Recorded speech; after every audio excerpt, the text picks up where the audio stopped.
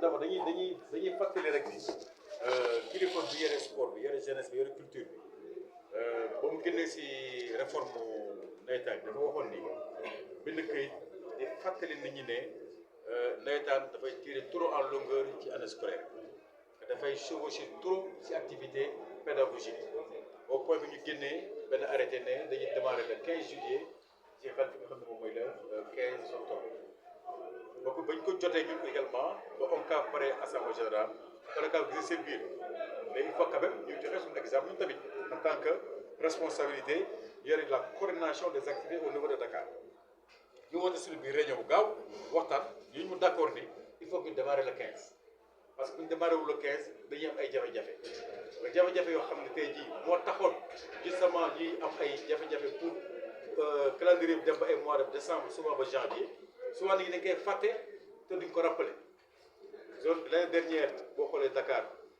effort yu bëri lañ def dès le 2 août le 3 août commencé nañ ci ay nawet ñëpp pare nañu en tout cas ba la nga xam ne mooy fin septembre début octobre presque ñëpp pare woon nañ zone yi fi gën a bëri match mooy la 8B de Ouakam parce que gën a bëri match te le 7 octobre mu a wàññi ci ay quart de finale 7 octobre la dégg ñu toog ba le 9 le 10 autorité bi génne këyit. Mais non, maintenant on suspend toutes les actions de nawetaan jusqu'à nouvel ordre. Nouvel ordre boobu mu ngi jeex le 6 décembre. 6 décembre. Donc on est resté parce que pour ñenn ñi 45 jours en tout cas ñenn ñi au minimum 30 jours sans jouer. Mais quand même en 30 jours tu peux jouer mën nga jouer au moins jusqu'à 4 tours de nawetaan. loolu moo tax l'année dernière championnat bi dem en longueur. Mais au niveau de Dakar que ce soit ODCAV que ce soit les autres def nañ plusieurs efforts pour mën a terminer le championnat. loolu déjà première raison la mu xam il faut nit ñi xam ko te ñuy dégg beneen bi mooy situation année yi infrastructure xam nga dañu naan il faut ngeen teel a pare mais tey jii am na lu nguur gi war a mën a def pour accompagner xale yi pour ñu mën a teel a pare xam nga yëf yi aussi mën nga ne da ngay commencer le premier le 30 nga pare bind kayit signé et cetera de manière un peu violente mu def ok c'est bien mais yow mi xam yaa yore xale yi yaa yore politique réew mi yaa yore xale yi yaa leen war a encadrer qu'est-ce que lan nga mën a def aujourd'hui pour que xale yi mën a nekk dans des cas d'épanouissement au 15 jours au 15 boobu seen lépp mën a yem seen yëpp mën a pare vraiment c'est une question que vous posez à l'autorité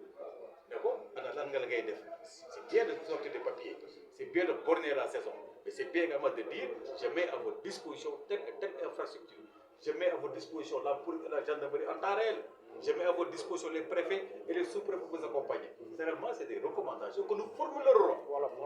bu ñu demee ba nga xam ni CRD ak CRD jot na li may wax ni yëpp dinañ ko fa répété waat autorités yi xam nañu aussi am nañ ci wàll parce que dañuy fàttali nit ñi xam nga yëf yi faut pas simplement rek jël nawetaan rek bëgg ko dëkk ci benn affaire ne dañuy kii nii ñu fa nekk jox ko benn aspect bu xam extrêmement négatif malheureusement pour ñi nga xamul Dakar nag gars yi loolu ñu nangu au niveau département Dakar ay kilifa ñoo fa nekk ay responsable te au cadre ñoo fa nekk. Et ils ont une unique responsabilité, c'est d'encadrer la jeunesse de Dakar, d'encadrer la jeunesse de leur quartier pour ñu mën a am seen épanouissement. C'est ça leur objectif. Mais il faut que l'autorité ba xam ne aussi moom aussi dafa am responsabilité. Et sa responsabilité c'est d'accompagner les jeunes. C'est pas de les jeter en pâture. Yéen nawetaan daal allez vous commencez le 15 ngeen pare ku nekk dem seen non c'est pas ça. Les gens ont des programmes d'encadrement des jeunes. Les jeunes ont des programmes yi soumettre les autorités ODCAV des zones di leen jàppale pour ñu mën si am dara il faut que l'autorité mën a comprendre loolu que les autorités administratives également puissent comprendre que leur rôle c'est pas de mettre toujours la pression aux jeunes vous ne jouez pas il y a trop de violence vous ne jouez pas c'est bien de les cadrer c'est bien de mettre en place des mesures c'est la raison pour laquelle nous aussi ñu ne au niveau du département de Dakar ce qui est important de dire c'est que buñ ci tolloo ñun ñu jëlee suñu responsabilité fexe ba teel a démarrer les activités du mouvement nawetaan ñu démarrer le 15 le 17 tey 2 mois avant l'échéance de début bi ministre bi wax ñu commencé nañ déjà à travers cette cérémonie maintenant il faut que ñoom aussi les autorités puissent dire ok nous avons constaté en tout cas au niveau de Dakar vous avez anticipé nous également nous allons anticiper nous allons rapidement convoquer les CRD nous allons rapidement convoquer les CRD nous allons mettre à votre disposition les infrastructures nous allons demander au sous-préfet de vous accompagner nous allons demander à la police de vous accompagner dañuy wax gendarmerie ñu accompagner leen loolu nag mooy tax yëf yi mën a yem des deux côtés suñ ko defoon rek c'est porter la responsabilité uniquement aux structures le 15 ngeen pare et ñu croiser seen bras Moustapha c'est comme si c'est de dire aux gens da leen di jox mission boo xam ni vous n'avez pas les moyens de les réaliser il faut que les moyens pour réaliser cette mission de borner les saisons 15 juillet 15 kii ñu mën ko mën a fexe ba zone yi ak ASC mën ko respecté loolu beneen bi ci ni ñuy borner saison bi baax nañu nga rappelé ko ñun on fera des efforts pour que zone yëpp mën a démarrer le 15 voilà le 15 ñu pare loolu moom c'est déjà acté zone yëpp génne nañ seen programme pour loolu wax na leen également bi génnee si réunion tey bi ngeen fexe ba génnee seen ay programmation de premier tour le règlement c'est déjà réglé mais beneen bi lu gars yi di fàtte c'est comme si tout ce que nous faisons aujourd'hui dans le nawetaan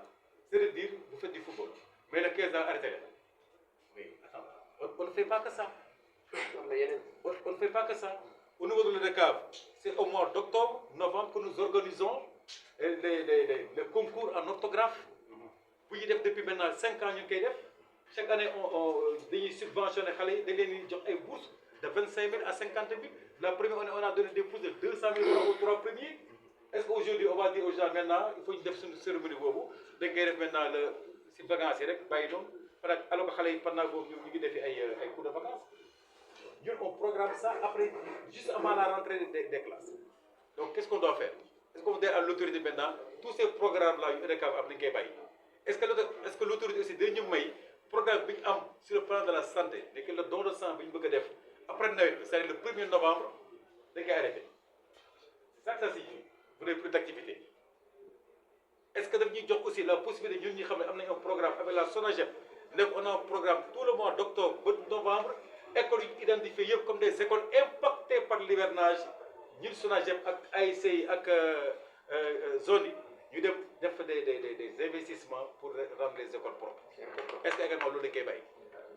si on reste sur les marges de 15 amul sens donc moo tax autorités yi balaa ñuy yenn décisions yi dina baax ñu dajeeg ñi xam ñoom xam-xam nekk naa day tax ñu expliquer leen comment les choses fonctionnent naka la yëf yi di doxee pour gars yi mën ko xam mais boo xëyee bind benn décision boo xam ne xamoo en amont xamoo ñi lan la ñuy liggéey ak lan la ñuy liggéey tu vas porter préjudice à l'ensemble des jeunes du Sénégal te amul njëriñ donc ñun de notre côté Moustapha on fera tout pour respecter li nga xam ne mooy calendrier bi autorité bi génnee pour que balaa le 15 incha allah ñu mën a pare octobre zone yëpp liggéey nañ ci loolu mais nag xam nga liggéey fi loo xam ne aussi dafay xaw compliqué xam nga mooy lan mooy les contraintes mën nañ dem ba ci digg bi benn préfet benn gouverneur génnee benn arrêté ne tay dañ koy arrêté pour 15 jours wala 20 jours comment on va faire naka la ñuy négocier maintenant pour rallonger le délai tout ça c'est pas encore dit kenn wax ko et souvent nawetaan dafay bëri ay contraintes ci demee noonu et ça les nit ñi dañ koy wax toujours nga dégg zone bi arrêté nañ ko Ouakam arrêté nañ ko pour 15 jours ñu responsable yi ñeen daw seeti gouverneur seeti préfet non fekk ne ku yëngatu xeer bu yëkkatu ko rek ngeen arrêté nawetaan ça risque d'être difficile donc il faut ñu accompagner les jeunes yéen autorités ngeen koy nii accompagner ñun les encadreurs ñu leen di accompagner pour l'intérêt de la jeunesse en tout cas ODCAV Dakar sur loolu la nekk moo tax ñu anticiper en 2 mois avant ñuy commencer demande aux autres seen programmation demande ñi nga xam ñoom ñooy sunu ay président de commission liggéey ci projet yi parce que ma leen di fàttali tey jii may wax ak yéen un festival culturel des peuples de l'eau nekk na en cours le président de la zone 5B de Ouakam Aziz Diagne mu ngi ciy liggéey et sur le thème de la lutte contre l'immigration irrégulière benn compétition de régate lay nekk des peuples de l'eau li ñuy wax les peuples de l'eau c'est tout ce qui borne la petite côte au niveau du département de Dakar de Soumbédioune à Ngor Yoff Ouakam Cambérène dem ba Yaraam Hann voilà la côte de Dakar def benn compétition de régate au mois de juillet sur le thème de l'immigration clandestine pourquoi ñu dugal ci loolu parce que vous savez psychologiquement pirogue et cetera ak immigration am na ñoo fi ñu mën a àndee du point de vue en tout cas en filigrane psychologiquement mais ñun li ci gën a solo mooy c'est de répondre justement à la préoccupation de l'autorité parce que autorité daf ñu convoqué fii réunion au mois de mars à la gouvernance devant le gouverneur et tous les préfets de la région de Dakar pour réfléchir sur un programme d'activité et un plan d'action pour lutter contre l'immigration irrégulière. Donc nous, c'est notre premier programme qui sera dirigé par le président Aziz dans le cadre de nos activités. L'UND également, c'est le plan stratégique opérationnel de l'ODCAV pour la création de projets et pour des ASC de troisième génération. Le président Wahab Sen, ici présent, ancien président de la zone 8B, liggéey na ci ñoo ko présenté ko en réunion de comité directeur def une très belle synthèse contextualisé ko wax ñu lii moo tax ñu koy def fii lañ ci jëm nii lañ koy doxalee lii mooy yi koy doxalee le comité directeur à l'unanimité validé ko ba jox ko mandat def ko poursuivre justement l'étude et convoquer l'ensemble des présidents qui gèrent les projets socio-économiques dans les zones ak les experts yi nekkul même dans le monde navétane autour du projet ngeen xam ngeen mën ñu définir un plan d'action qui va aboutir justement à des projets pilotes jusqu'à son exécution finale yooyu yëpp rek bu ciy liggéey ñu gën ko partager ak yéen di. waaye ñu daaneel rek ci wàllum violence yi stade yi. mais wax naa ko xam nga violence yi moom mooy li ma sant rek causes yi wax naa ko mooy pratique occulte et cetera mais ñun moyen la ñuy xool moyen d'abord mooy plan administratif réglementaire que CRP jël seen ay responsabilités pour gën a mën a véritablement jël ay sanctions yi war loolu benn la. Deuxième bi également travail de sensibilisation mooy les ASC concernés équipe buy joué balaa ngeen di stade nga am ce qu'on appelle les bonhommes du fair play. C'est 15 à 20 personnes identifiées comme des jeunes du quartier ñu solo leen seen ay chasubles ñoom ñooy encadrer seen ay supporters les groupes d'animation avant pendant et après ça c'est partie des recommandations. beneen recommandation mooy match phare bu amee ñu identifier comme match bi match bu rëy la ñu ne tey diggante Pastef Fronti xaw ma et cetera le sous-préfet ñu saisir ko on a demandé aux autres dañuy saisir les sous-préfets ba pare di leen boole ci liggéey bi. sous-préfet saisir la gendarmerie wala mu saisir